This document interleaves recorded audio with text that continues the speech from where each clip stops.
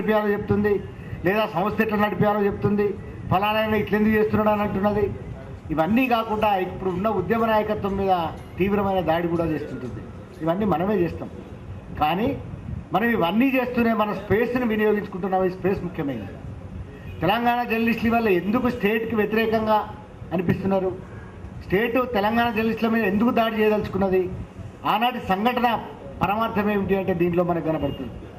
ఉదాహరణకి నిన్న అసెంబ్లీలో జరిగింది ఏమిటి? చాలా చిన్న విషయం.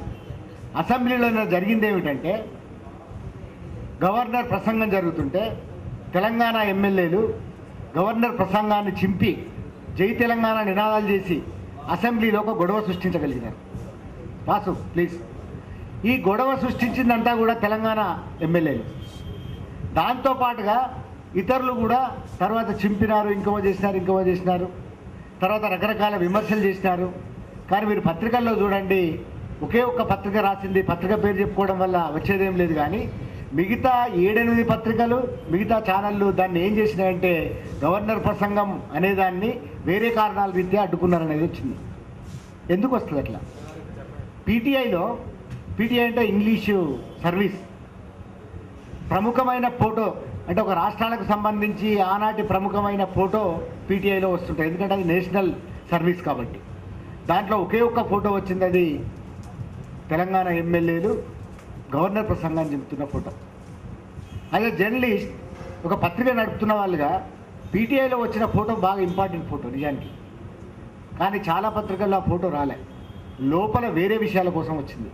బీఎస్ఏ సమావేశంలో వీళ్ళు మాట్లాడిందని, ఆయన తెలంగాణ మా పరిధిలో లేదని చెప్పిండని, ఇట్లాంటి విషయాలన్నిటికీ ఆ ఫోటో కలిపి చేసినారు. అంటే అర్థం ఏమిటి? వల్ల కూడా చూడండి న్యూస్లో తెలంగాణ ఎమ్మెల్యేలు అక్కడికి పోయినారు, ప్లేకార్డ్స్ పెట్టినారు. ఒక అసెంబ్లీ సమావేశంలో ఒకవేళ మీడియా రాయదలుచుకుంటే గవర్నర్ అనేట ఆయన చుట్టూ ఒక బలగాన్ని పెట్టుకొని వస్తాడా? ఎట్లా వస్తాడు గవర్నర్? గవర్నర్ అట్లా రావడం కూడా ఒక తప్పు, తెలుసు కదా మీకు. అదొక చట్టసభ, అదొక ప్రతినిధుల సభ, ప్రజలు ఎన్నుకున్న వాళ్ళ సభ. అట్లాంటి దాంట్లో ఒక సూట్ కేసు పట్టుకొని ఒక ఆయన కాగితాలు పడుతుంటే ఇట్లా అడ్డం పడి ఇంత ట్రాష్ ఎందుకు జరుగుతున్నది? ఈ ట్రాష్ని ఎందుకు గమనించడం లేదు? ఇది వేరే ఉద్యమం అయితే, వేరే ప్రయోజనాలకి ఆశించి జరిగితే ఇట్లాగే ఉండేదా మీడియా? గవర్నర్ ప్రసంగం అనేది ఒక ఉద్రిక్త పరిస్థితులలో ఎందుకు జరిగింది నిన్న? కారణం ఏమిటి అసలు? గవర్నర్ అంతా పెద్ద ఒక రక్షణను పెట్టుకొని ఎందుకు వచ్చింది లోపలికి? వచ్చినవాడు ఒక దొంగలాగా, గవర్నర్ అనేవాడు ఒక తమిళనాడు ఎక్స్ప్రెస్ అని రాసిన పత్రికలు అట్లాగే గబగబ ఎందుకు చదవాల్సి వచ్చింది? ఇది రాష్ట్రమేనా?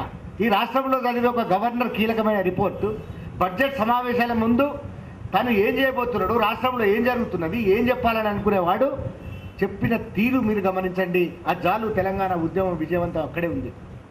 రాజకీయ నాయకులందరూ ఎట్లాగైతే ప్రయత్నం చేస్తున్నారో అట్లాగే మీడియా కూడా వీళ్ళందరినీ ఒక భావజాలం వైపు మళ్లించి ఈ చేయండి, ఈ ఉద్యమాన్ని నాశనం చేయడంలో మేము పాత్ర వహిస్తామని ముందుకు వస్తున్నాం.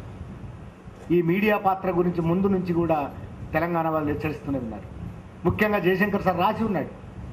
అంటే ఈ సిస్టమ్ ఎట్లా వర్క్ చేస్తుంది, ఈ సిస్టమ్ ఇట్లా వర్క్ చేస్తుంది కనుక మీడియా దీన్ని మొత్తం కాపాడుకుంటూ వస్తుందనే ఒక సెన్స్ని జయశంకర్ సార్ కూడా రాసినారు. అందువల్ల ఈ మీడియాలో ఉన్న ఈ శక్తుల వల్ల మనము అనేక సార్లు కన్ఫ్యూజన్లో ఉన్నాం. నిజానికి ఇంతకుముందు మిత్రులు అన్నారు రాజకీయ నాయకుల్ని ఏకం చేయలేకపోయినామని. కానీ నా ఉద్దేశంలో మాత్రం ఎవరేమనుకున్నా కూడా సకల జనుల సమ్మె చేసిన ఒక మంచి పని, సకల జనుల సమ్మె విజయం ఎక్కడ ఇమిడి ఉన్నదంటే రాజకీయ నాయకులను అది ఎండగట్టింది. రాజకీయ నాయకులు ఇంకెంత మాత్రం తెలంగాణకు సంబంధించిన వాళ్ళు కాదు.